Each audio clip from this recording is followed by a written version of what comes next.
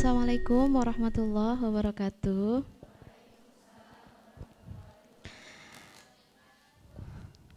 Alhamdulillah bersemangat sekali.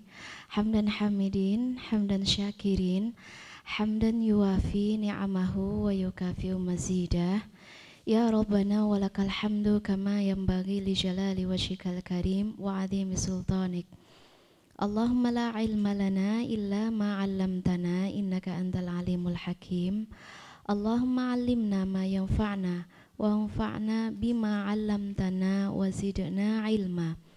Allahumma arinal haqqa haqqa warzuqna ittiba'ah wa arinal batila batila warzuqna ijtinabah. Allahumma salli ala sayyidina Muhammad wa ala alihi wa sahbihi wa barik wa sallim ajma'in. Teman-teman yang dimuliakan Allah, teman-teman yang dirahmati Allah, pasti penasaran ya, 10 tanda Allah siap merahmati kita. Wah, berarti ketika Allah ingin merahmati hambanya, ketika Allah ingin mencurahkan rahmatnya, itu ada pertanda, ada ciri, ada sign. Dan ciri itu bisa kita pelajari supaya apa?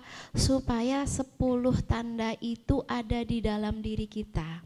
Kita pastikan 10 itu benar-benar ada. Oh, aku punya 10, alhamdulillah. Berarti itu fix kita hamba yang dirahmati. Kalau benar-benar ada 10-10-nya itu 100% Allah pasti merahmati. Gimana kalau pertandanya cuman ada 5 lagi belum ada? Berarti harus kita perjuangkan supaya ke-10-nya harus ada di dalam diri kita. Karena kita sebagai hamba Allah itu butuh banget rahmat ya. Masya Allah, kita ini hidup tanpa rahmat Allah itu kayak ikan yang dipisahkan dari airnya. Pagi kita butuh rahmat, siang butuh, malam butuh, bagaimana tidak ya? Allah sang pencipta kita, Allah pemelihara kita, yang ngasih kita makan, yang ngasih kita minum, yang ngasih kita rasa aman, nyaman, yang ngasih kita kekuatan, yang ngasih kita pemandangan begitu indah ya. Kita buka mata, kita ngelihat hijau, kita buka mata ngelihat langit biru, itu tuh udah, itu rahmat ya. Ketika kita menghembuskan nafas, Masya Allah segar, nggak ada apa ya, nggak ada penyakit, itu juga rahmat. Hidup tanpa penyakit itu juga sebuah rahmat. Jadi rahmat itu luas banget, meliputi rejeki, meliputi jodoh, meliputi keturunan. Bahkan banyak yang berdoa, ya Allah berikan aku rahmatmu. Minta rahmat apa? Berikan aku keturunan yang soleh, itu juga rahmat. Ada yang berdoa, ya Allah rahmati aku. Minta rahmat apa? Berkahi ilmu aku. Jangan sampai aku mencari ilmu terus nggak diberkahi, nggak ada berkahnya. Ilmu itu cuman nguap, ya kan? Kita masuk di majelis ilmu terus kayak semangat gitu kan, pas keluar dari majelis ilmu udah nguap, nggak tahu kemana ilmu-ilmu kita. Makanya rahmat kasih sayang Allah harus terus kita pinta, harus terus kita perjuangkan. Bahkan rahmat terbesar Allah kepada kita adalah Al-Quran, As-Sunnah, Al-Iman, Al-Hidayah. Dan rahmat yang paling agung adalah kita meminta Al-Firdaus Al-A'la. Jadi insya Allah teman-teman yang dirahmati Allah, kita kenal banget sama Allah. Allah itu Ar-Rahman Ar-Rahim, zat yang paling punya kasih, zat yang paling punya sayang sama hambanya. Kalau kita mengenali ibu kita, siapa ibu kita? Wah, dia mah juara lah ya. Gak rela anaknya sakit, bener gak? Gak rela anaknya kekurangan. Beliau selalu berusaha biar anak-anaknya kebutuhannya tercukupi, nggak rela kalau anaknya sakit, aduh jangan sakit ya. Bahkan ada sebagian ibu saking rahmah, saking sayang, ya Allah, kalau boleh memilih biar aku saja yang sakit, jangan anak aku, saking sayangnya. Meskipun itu bukan doa yang benar ya, yang benar gimana? Afina, ya udah sehatkan, aku sehat, anak-anakku juga sehat. Ibu kita siapa? Nggak rela anak-anaknya jatuh gitu kan? Kalau jatuh, wah udah langsung segera dipeluk, disayang gitu. Nah, yang jauh lebih sayang lagi itu Allah. Nggak mungkin Allah itu menginginkan hambanya dalam kesulitan. Nggak pernah ada keinginan Allah itu nyusahin, bikin hambanya nyesek, bikin hambanya nangis, bikin hambanya apalagi ma'adallah, bikin hambanya terlempar ke dalam api neraka. Allah nggak ada niatan sama sekali untuk ngebakar rambut hambanya dengan api neraka, nggak mau sama sekali. Allah juga nggak pingin hambanya mencicipi meskipun hanya memandang api neraka, Allah nggak mau. Makanya Masya Allah ya, kita kalau mengenali Allah itu kayak gitu. Mungkin ya teman-teman, kadang di sebagian situasi, di sebagian kondisi itu bertanya gitu, kalau rahmat Allah itu ada, kalau rahmat Allah itu banyak gitu, kenapa sesuatu yang sangat-sangat aku inginkan, rahmat yang sangat-sangat aku dambakan saat ini belum hadir? Atau aku ingin situasi aku berubah, kenapa situasinya belum berubah? Aku sudah lama berdoa meminta jodoh, tapi kenapa jodoh aku tak kunjung datang? Apakah itu ketika jodoh belum tampak, ketika jodoh belum muncul ya, apakah itu berarti Allah tidak menyiapkan jodoh untuk kita? Tentu saja jodoh kita sudah sangat-sangat disiapkan. Allah work for you ya. Allah working for you. Allah sedang bekerja untukmu. Ketika Allah sedang bekerja, ini bahasa Inggris ya. Wah, Allah bekerja gitu. Emang dia pekerja enggak gitu kali? Maksudnya Allah itu bukan, ya Allah di mana ya? Saya teh doa itu udah 3 tahun, 4 tahun gitu. Allah kerja enggak? Maksudnya do something enggak sih? Ngelakuin sesuatu enggak sih gitu? Takutnya, khawatirnya kita tuh kayak Allah tuh kerja buat kita gitu, maksudnya do something, dia melakukan sesuatu, dia menyiapkan, dia akan memberikan sesuatu gitu. Cuman mungkin belum saatnya. Atau bahkan yang lain bilang, kalau Allah selama ini butuh waktu bertahun-tahun untuk merealisasikan sebuah rahmat jodoh. Ada yang menunggu keturunan sampai belasan tahun, ada yang menunggu kekayaan misalnya ya. Dia udah ikhtiar lama banget, gak dapat sampai belasan tahun baru bisa kaya. Apakah Allah selola itu gitu kan, selambat itu memberikan rahmatnya kepada kita? Nah, ini pertanyaan-pertanyaan yang kita harus rada hati-hati untuk ngejawabnya. Dan pernah itu benar-benar muncul gitu. Ketika aku sudah berdoa, ya Allah, kami ini dalam kesempitan, kami ini dalam kesulitan, kami dalam kepedihan. Misalnya, apakah ketika rakyat Suriah, Palestina, Rohingya, Uighur, apakah mereka tidak mendapatkan rahmat dan kasih sayang Allah? Mereka dapat ya, dengan versi dan dengan porsi dan dengan hikmah Allah. Bukan berarti orang yang paling sengsara adalah orang yang paling enggak dapat rahmat. Jadi misalnya nih ya, kita udah doa, kita udah kondisi sulit, udah terlalu lama, udah ya Allah, ini kapan situasi aku dirubah? Kapan musim panas akan berganti menjadi musim hujan? Kapan musim kekeringan akan berganti menjadi musim buah? Kapan ya Allah gitu? Kalau misalnya kita sudah berdoa, sudah meminta gitu, sudah berharap, sudah ikhtiar, tapi ternyata Allah belum merubah situasi kita, itu bukan berarti Allah sibuk sendiri, bukan berarti Allah terlambat. Kamu terlambat, Allah terlambat. Ya kan? Bukan berarti Allah loading lambat. Atau bukan berarti Allah ini masih peduli gak sih sama aku? Allah ini masih ngeliatin aku gak sih? Bukan berarti Allah gak peduli. Juga bukan berarti hal-hal semua negatif itu enggak layak buat Allah. Oke, coba kita mindsetnya kita rubah. Mungkin ketika Allah belum merubah keadaan kita, sebenarnya yang diinginkan Allah adalah Allah ingin merubah diri kita. Apa yang Allah inginkan dari kita? Allah ingin kita lebih sabar. Allah ingin kita lebih kuat. Allah ingin kita lebih tawakal, punya harapan, punya kekuatan, punya azam ya.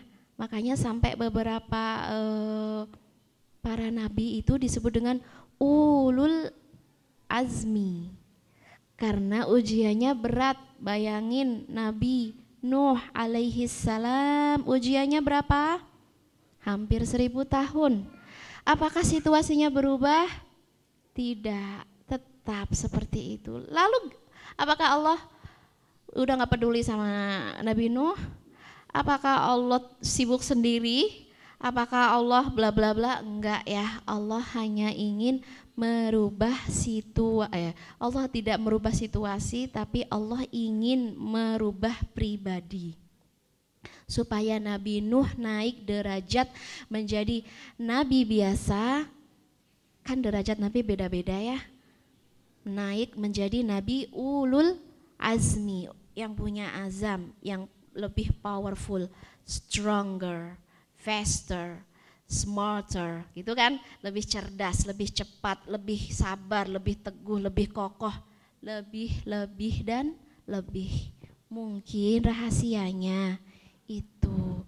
Jadi jangan tergesa-gesa untuk agar Allah cepat-cepat menurunkan rahmatnya. Jodohku kemana ya Allah?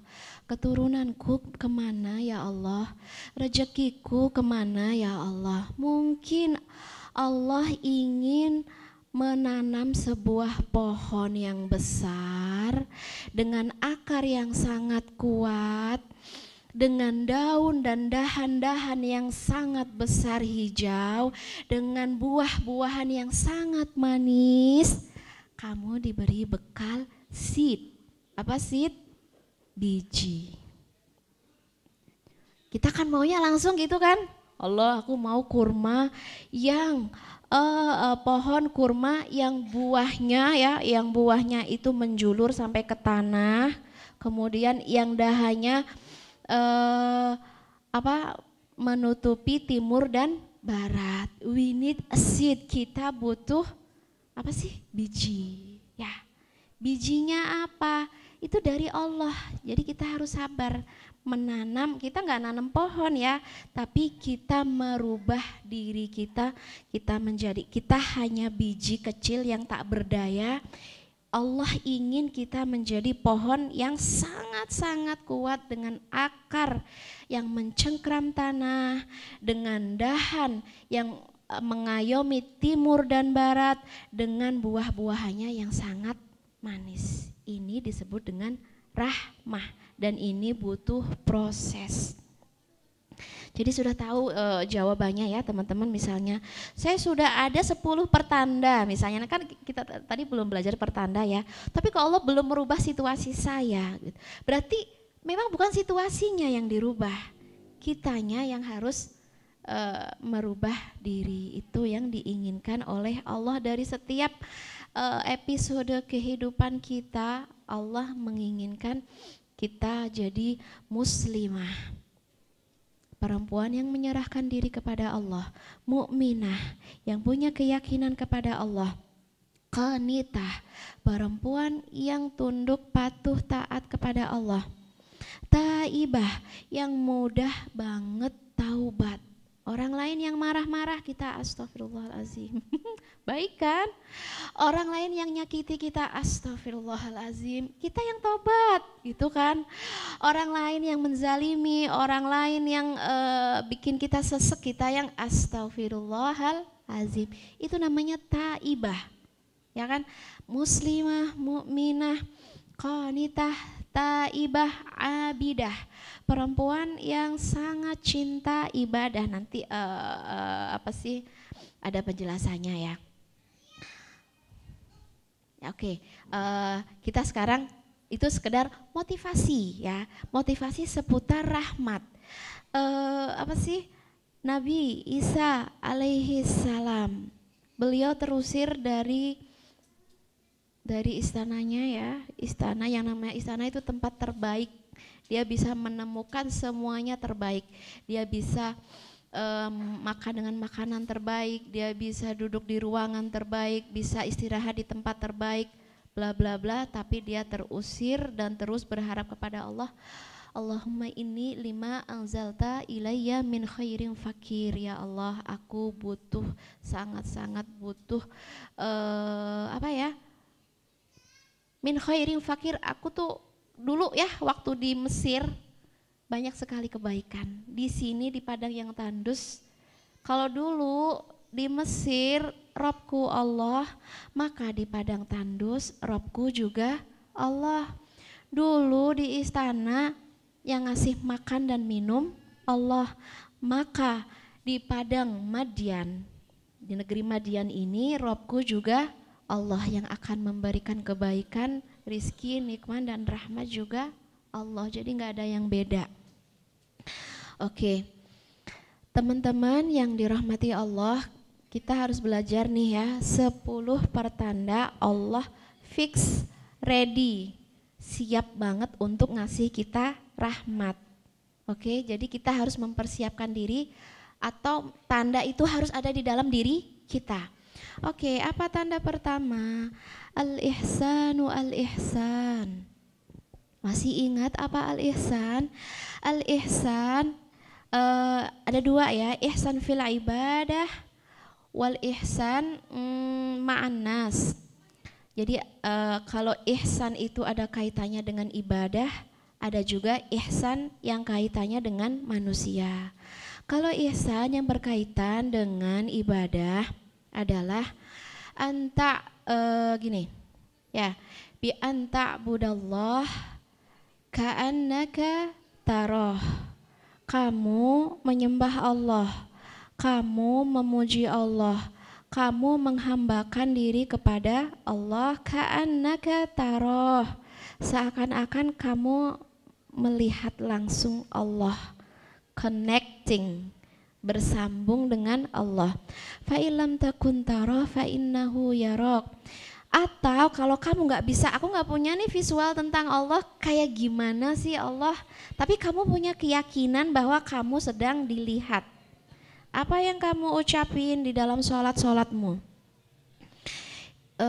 Inna salati wa nusuki wa mahyaya wa mamati lillahi rabbil alamin. Ya Allah, dengarkan. Ya Allah, saksikan ucapanku ini, salatku, nusukku, ibadahku, matiku,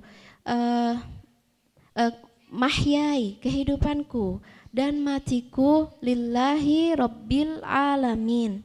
Itu kita punya keyakinan semua yang kita ucapin di dalam sholat kita, ruku kita, sujud kita, yakin banget itu didengar Allah. Maka teman-teman udah dapat derajat ihsan. Jangan sampai misalnya ketika kita sholat ya kan, itu on off. Gimana on off? Rakaat pertama on, sadar dong, bersama Allah dong. Rakaat kedua off. Kemana nggak tahu, jaringannya lagi nggak bagus. Salah Allah? Enggak, itu ikhtiar kita agar tetap on. Jangan pernah cuma 2 rakaat doang sholat subuh. Rakaat pertama on, rakaat kedua udah off. Padahal ini 2 rakaat ini ya Allah kayaknya nggak sampai deh 10 menit ya. Tapi kenapa on off gitu? Makanya pastikan ibadah sholat kita harus on mulai dari takbir Allahu Akbar sampai ketika kita assalamualaikum, assalamualaikum gitu ya. Kalau misalnya kita on off gitu, ya udah rahmat Allah juga bakal on off.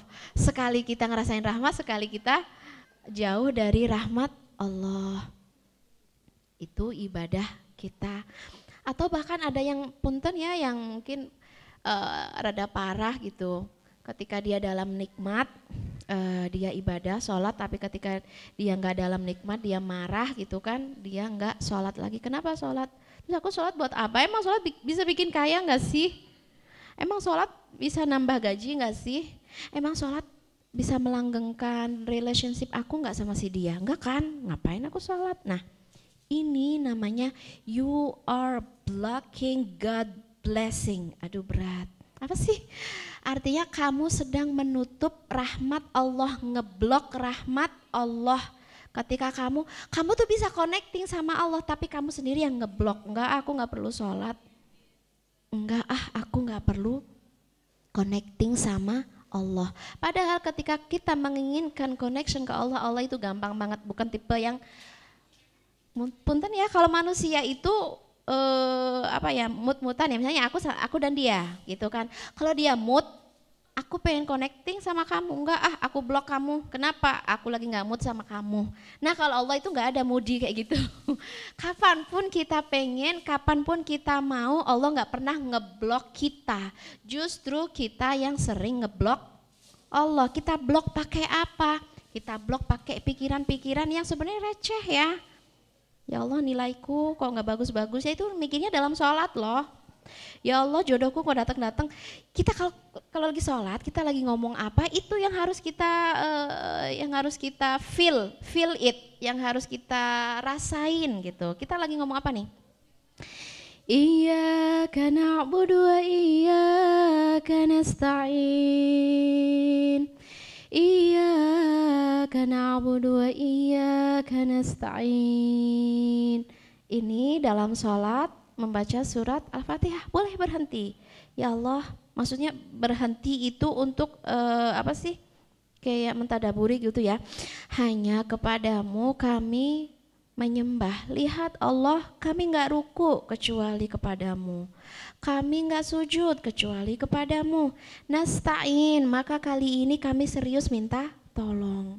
Nah di situ teman-teman boleh berdoa, tapi berdoanya tidak diucapkan, diam. Makanya sebenarnya ini bisa kita lakukan ketika sholat sunnah. Kalau misalnya sholat berjamaah kan kita ngikutin ya. Iyyaka na'budu wa iyyaka nasta'in. Ya Allah, sholatku semuanya untukmu, harapanku semuanya untukmu, maka kali ini aku serius meminta kepadamu. Meminta apa teman-teman? Irhamna ya arhamar rahimin. Turunkan untuk kami rahmat. Kamu lagi butuh rahmat apa? Rahmat Allah itu banyak banget. Sehatkan kami, mudahkan rejeki, mudahkan semua urusan, sayangi orang tua kami, jaga agar negeri kami aman, jauhkan dari berbagai luar biasa teman-teman ya. Bayangin di Korea misalnya, cuman penyebabnya 1 orang ya. Yang namanya virus sekarang sudah hampir 2000 orang. Dan alhamdulillah di Indonesia masih Allah lindungi, dan semoga selalu Allah lindungi. Bayangin ya, kalau misalnya naudzubillah gitu ya, 1 orang aja misalnya ada di sekitar kita dan Allah menghendaki penularan, mungkin usia kita nggak lebih dari 4 hari. Jadi yang namanya berdoa meminta rahmat ini harus banget ya. Di dalam sholat terutama tadi ya, karena ini fokus kita adalah al-ihsan ya. Please jangan blok Allah ketika di dalam sholat kita. Ketika kita sholat, Allah ingin mengalirkan rahmatnya. Jangan diblok gara-gara hang. Biasanya aku boleh tahu pikiran apa sih yang sering lewat kayak iklan gitu ya di dalam sholat, apa coba? Banyak ya? Banyak ya temanya. Apa aja? Banget ya sholatnya. Kenapa? Apa ya? Apa aja yang lewat biasanya? Banyak. Kan lagi gini, Allah Akbar. Tadi ini udah dikerjain belum ya? Nah, super ya, super duper keren. Itu sebenarnya memang gangguan setan juga ya. Seakan-akan kita tuh mengerjakan sesuatu yang penting, benar gak sih? Dan biasanya memang hal-hal penting itu teringat. Di luar sholat udah gak ingat. Anehnya ingatnya di dalam sholat. Wah, terima kasih setan ya, kamu udah. Enggak, kadang-kadang gini loh, sesuatu yang benar-benar penting gitu. Misalnya sesuatu yang hilang gitu. Pas sholat, di luar sholat kita nggak inget, di dalam sholat inget. Itu kayak terima kasih setan ya gitu. Kamu sudah menunjukkan di mana aku meletakkan kunci rumah yang hilang gitu.